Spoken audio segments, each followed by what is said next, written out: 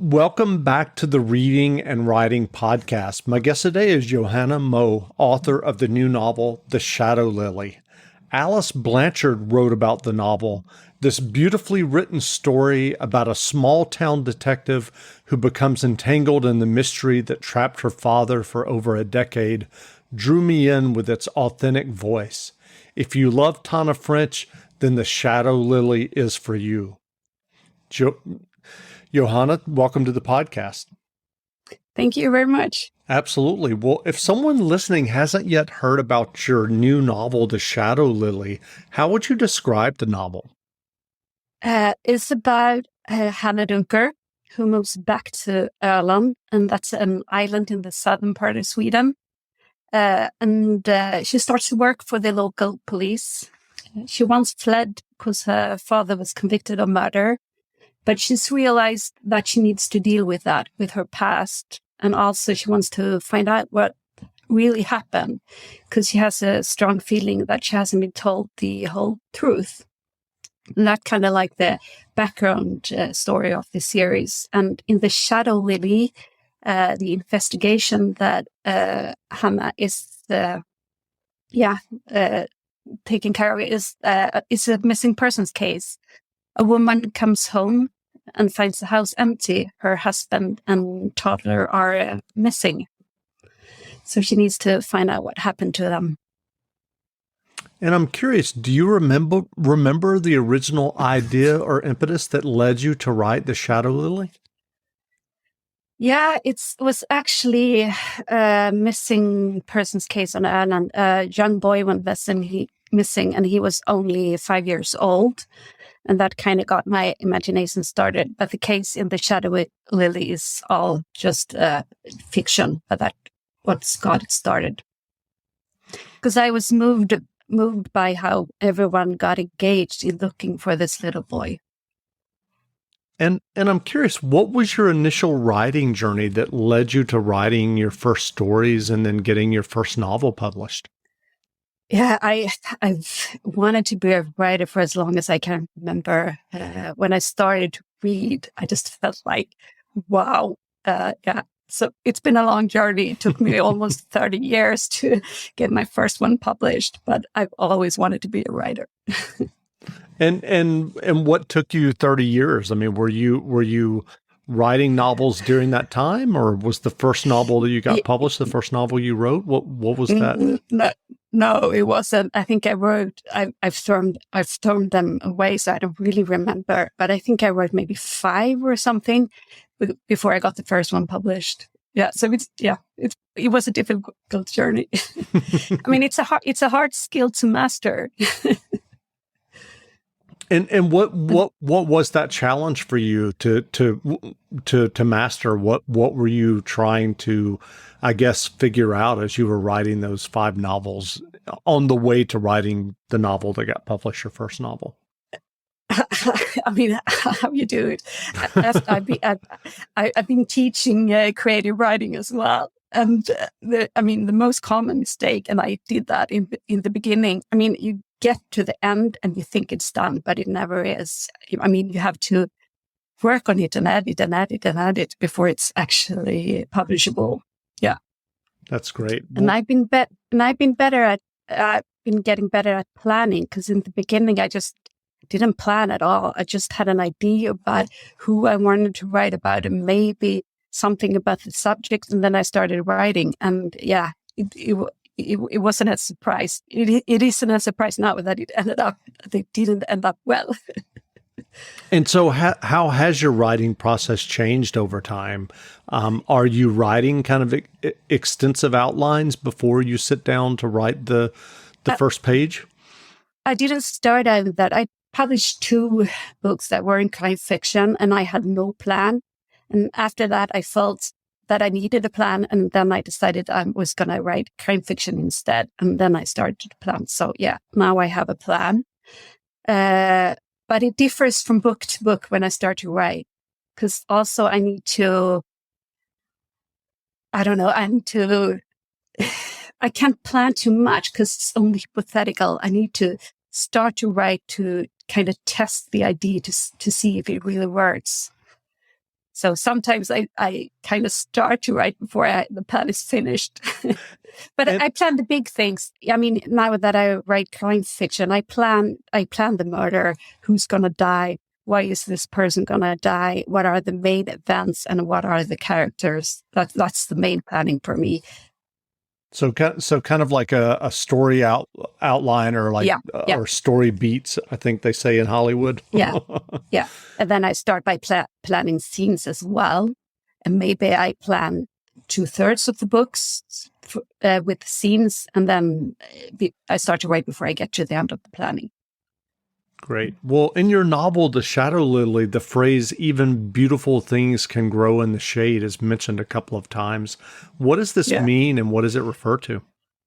It's referred to a flower. In Swedish, the flower is actually called, the name is a shadow lily. But the translator contacted me and said that, well, the English name is for this flower is toad lily. That's not a very good book title.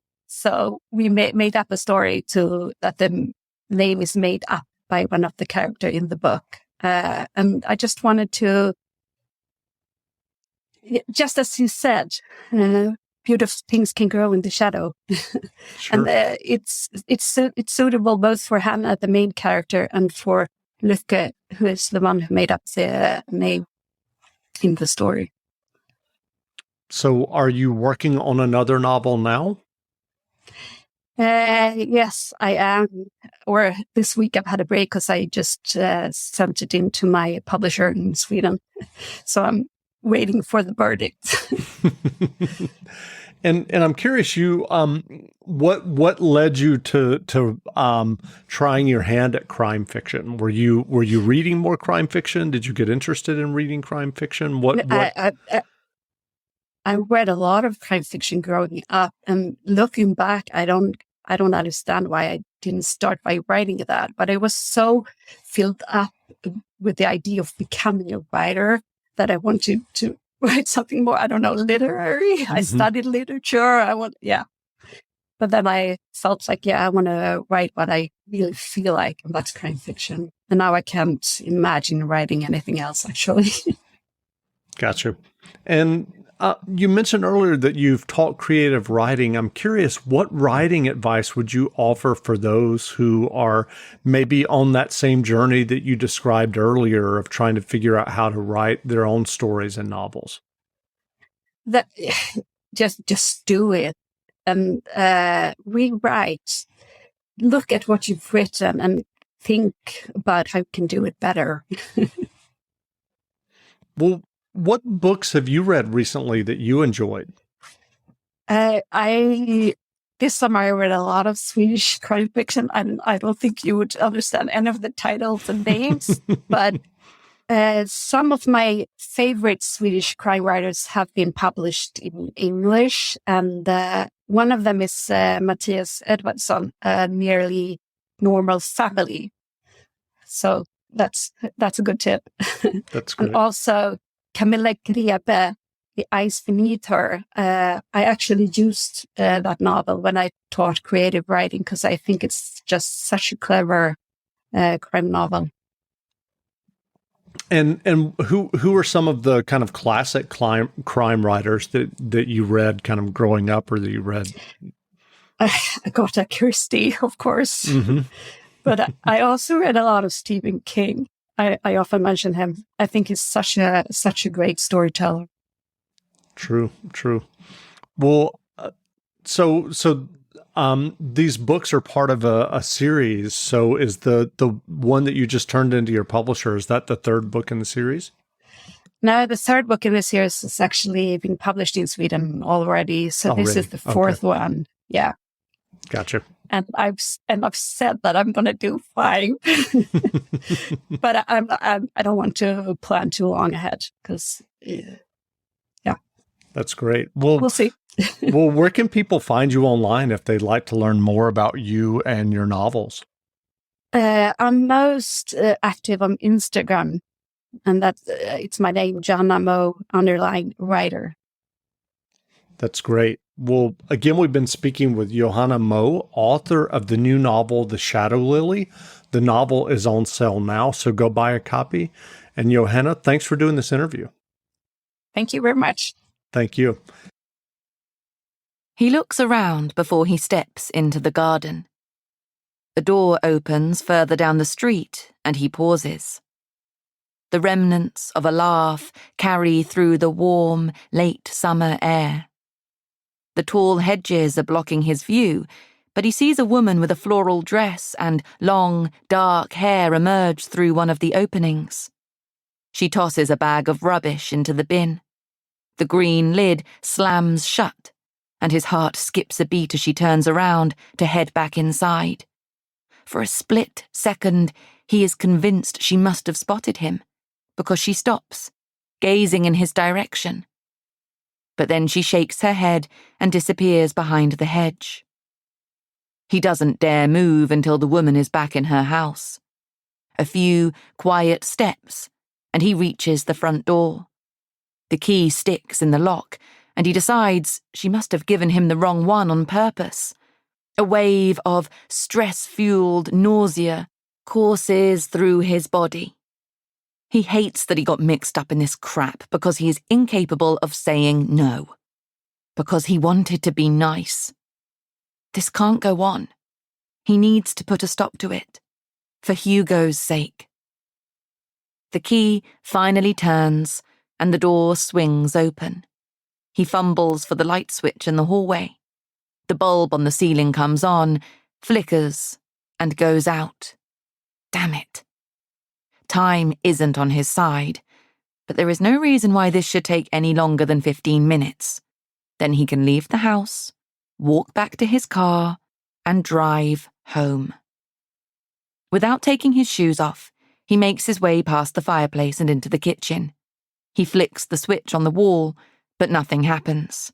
He glances at his watch, 18:57, and can't decide what to do while he waits. With a sigh, he slumps to the floor and hugs his knees. Maybe he should just forget the whole thing. Clear off now. But no, he doesn't dare. A few minutes later, the front door opens and he jumps up so suddenly that the room sways and he has to brace himself against the wall. He staggers out into the hallway. "We need to be quick," he says. "I'm in a hurry." He stops dead and stares at the person in the doorway. "What are you doing here?" The initial surprise transforms into panic, his brain unable to piece together the swirling fragments. The anger on the face in front of him. The determination. Why? His heart is in his mouth, his field of vision shrinking. A single, clear thought manages to break through. "Please help."